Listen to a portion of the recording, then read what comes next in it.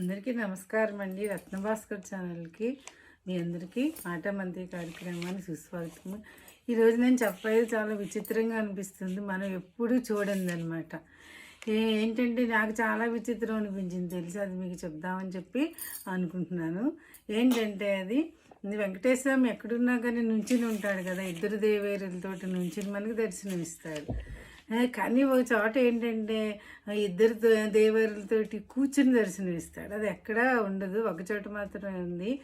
అది ఎక్కడంటే చిత్తూరు జిల్లాలో ఉందన్నమాట. అక్కడ ఏంటంటే వెంకటేశ్వరం కూర్చుని దర్శనం ఇస్తాడు. తొండమానపురంలో, చిత్తూరు జిల్లాలోని తొండమానపురంలో వెంకటేశ్వమి ఇద్దరు దేవతలతో కూర్చుని దర్శనమిస్తాడనమాట. ఇది ఇలా ఎందుకు ఉంది అంటే దీనికి ఒక కథ ఉంది. ఏంటంటే పూర్వకాలంలో తొండమాన చక్రవర్తి ఉండేవాడు అనమాట. ఆ ప్రాంతాన్ని పరిపాలించేవాడు. అప్పుడు ఆయన కొండ మీద తిరుమలలో వెంకటేశ్వరకి ఆలయం కట్టిస్తాడనమాట.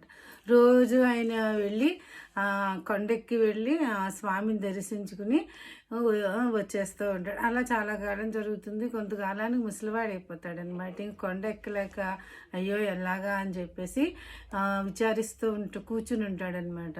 అప్పుడు వెంకటేశ్వర ఆ పరభక్తుడిని కటాక్షించి తనే వచ్చి ఆయన కళ్ళు తెరిచేసరికి ఇద్దరు దేవేరులతోటి కూర్చుని దర్శనమిస్తాడనమాట. ఈయనకి ఎంతో ఆనందం కలుగుతుంది వాళ్ళని చూసి. అప్పుడు అంటాడు, నువ్వు ఇక్కడే ఉండిపో దేవేరులు ఇద్దరితోటి భార్యలతోటి అంటాడు. సరే అని చెప్పి ఆయన కోరిక మన్నించి అక్కడే విగ్రహ రూపంలో ఉండిపోతారనమాట. దాన్నే ఆ తర్వాత తొండమాన చక్రవర్తి ఆలయం కింద రూపొందించాడు.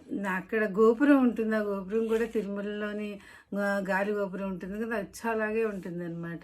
ఈ గోపురానికి ఇక్కడికి తొండమానపురానికి వెళ్ళి ఆ స్వామిని దర్శించుకుంటే తొందరగా వివాహం అవుతుందని చెప్పి, కష్టాలు పోతాయని చెప్పి అంటారు.